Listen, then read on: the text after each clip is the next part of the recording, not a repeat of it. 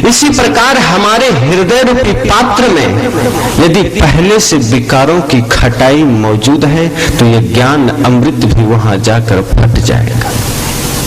इसलिए यह आवश्यक है कि हमारे हृदय रूपी पात्र भी परम पवित्र हो, तभी इस अलौकिक, इस अद्भुत दृश्य का, इस अद्भुत ज्ञान का, इस दिव्य ज्ञान का, इस भव्य ज्ञान का लाभ हमें मिलेगा। यदि चित्त कहीं और है तो दशा कैसी हो जाएगी। मैं घटना सुनाऊं। एक स्कूल में मास्टर पढ़ा रहे थे। विद्यार्थियों की आज आदत हो गई है, वो रात भर बेचारे टीवी देखते हैं। टीवी देखना जैसे उनके लिए बहुत बड़ा कर्तव्य हो। भले ही वो पढ़ाई ना करें, लेकिन कुछ जो 5 वर्ष के बच्चे होंगे, 7 वर्ष के होंगे, वो टीवी पर कार्टून नेटवर्क देखते हैं।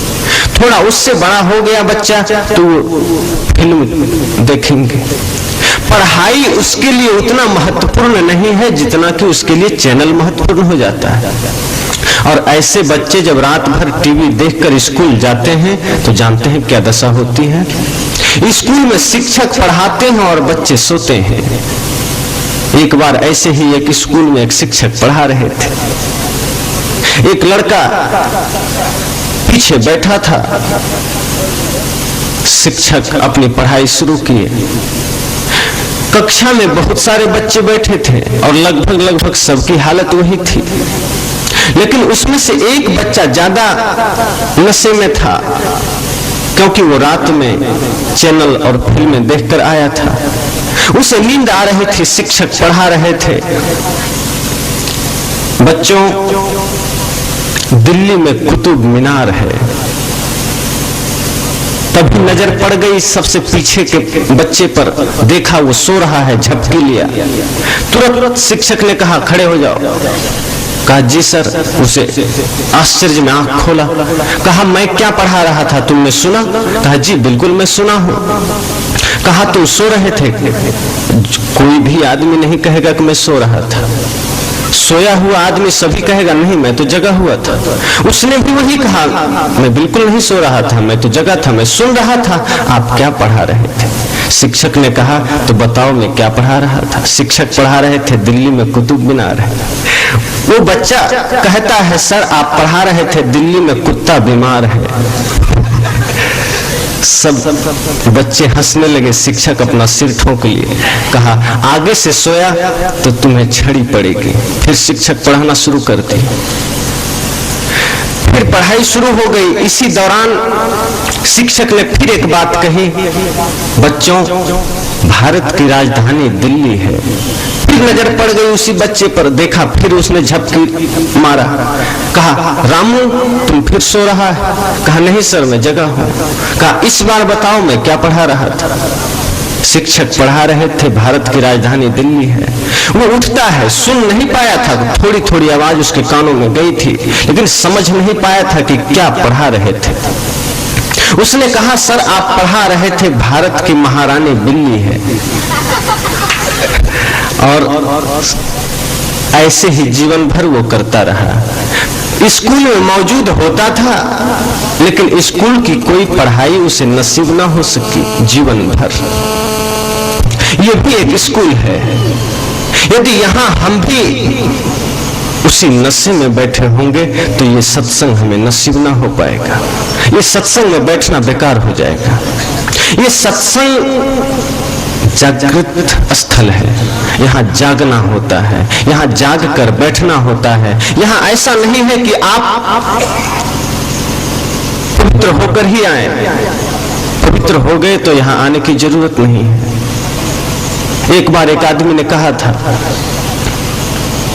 आदमी क्या एक संत थे, उन्होंने कहा अपने मंच से, कुछ लोग शराब पीते थे, कुछ लोग बीड़ी पीते थे, वो आए हुए थे पीछे खड़े थे। संत ने कहा ये सत्संग एक मंदिर है, पवित्र स्थल है, यहाँ बीड़ी पीने वालों, तंबाकू खाने वालों, शराब पीने वालों ना आए। मुझे आश्चर्य हुआ।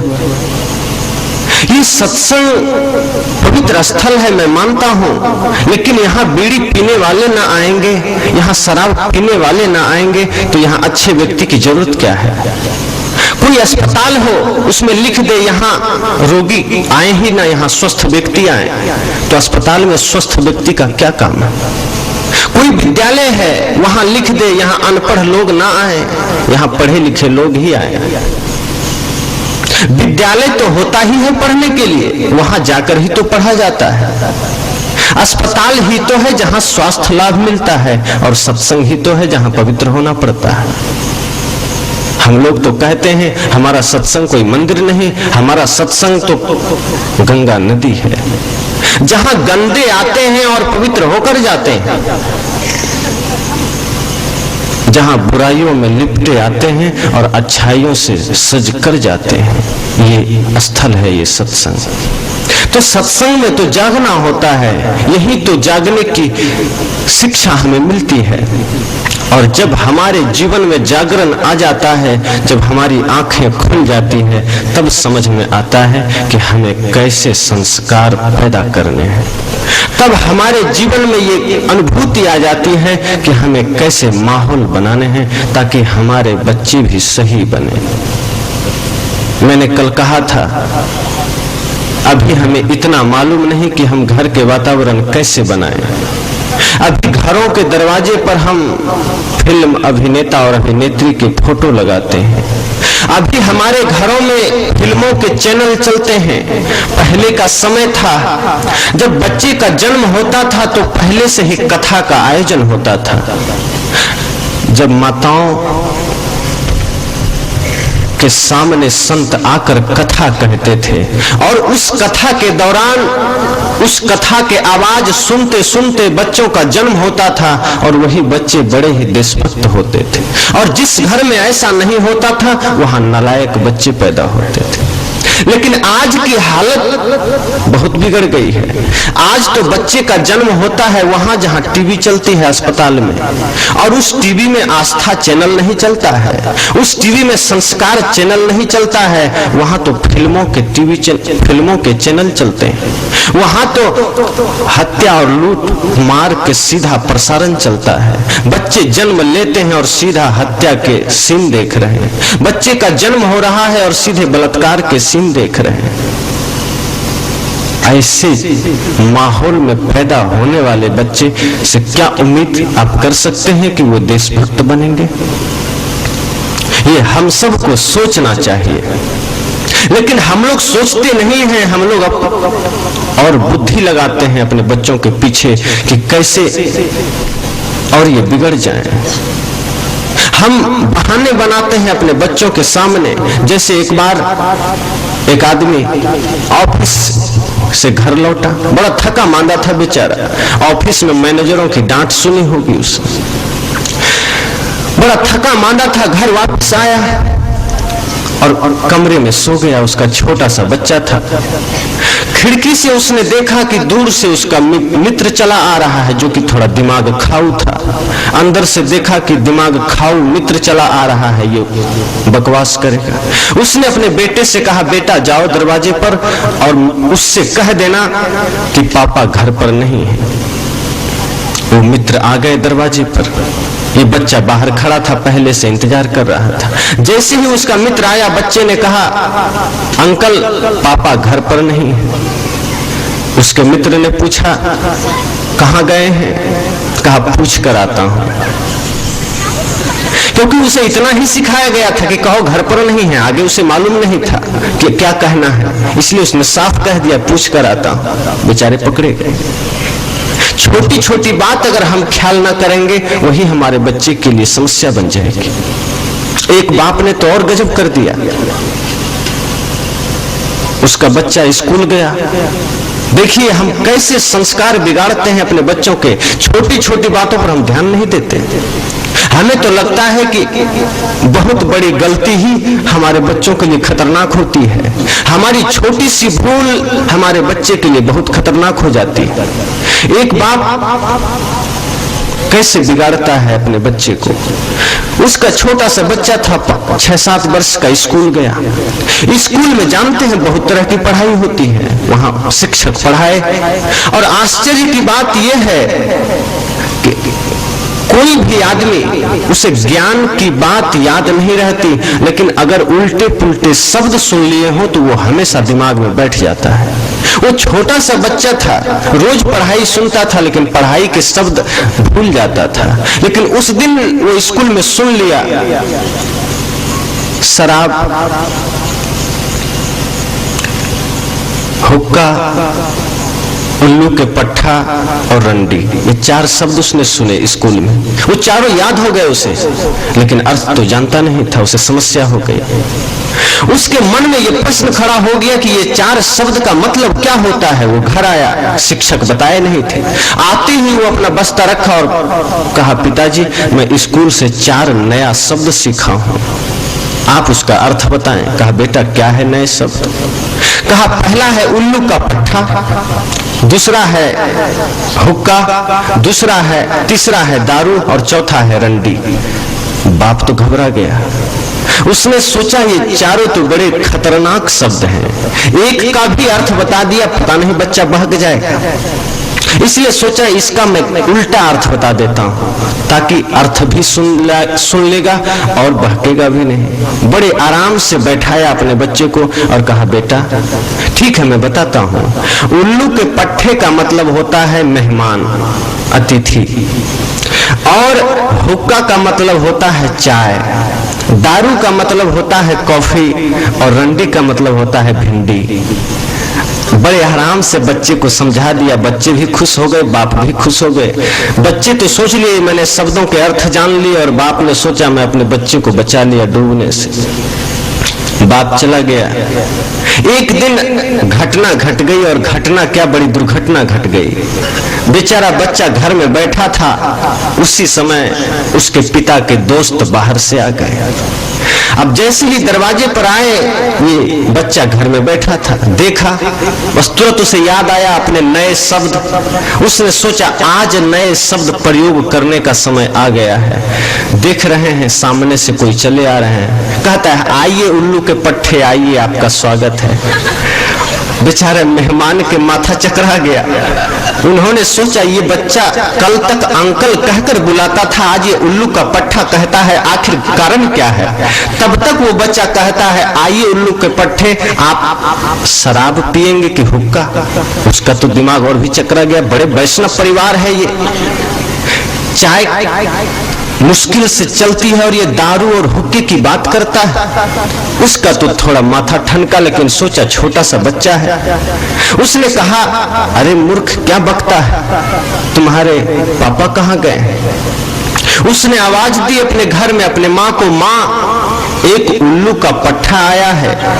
मैंने उससे शराब और हुक्के की पूछी तो वो कहता है कि जब तक तुम्हारे बाप बाजार से रंडी लेकर आते हैं, भिंडी लेने गए थे उसके बाप, जब तक तुम्हारे बाप बाजार से रंडी लेकर आते हैं तब तक माँ को बुला दो। उसके माँ ने सुना, बाहर आया, देखा वो तो परिचित के थे। कहा बेटा ये तुमने क्या किया? कहा पापा ने समझाया था उल्लू के पट्टे का मतलब मेहमान होता है, तो ये मेहमान है, मैंने उल्लू के पट्टे कहा। उसी समय उसके पिता भी आ गए।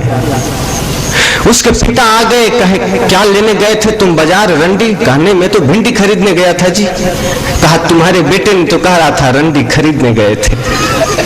सब लोग सिर पकड़कर बैठ गए और सोचने लगे एक छोटी सी भूल हमारे बच्चे के लिए कितना गड़बड़ हो गया। ऐसी भूलें हम सब भी किया करते हैं।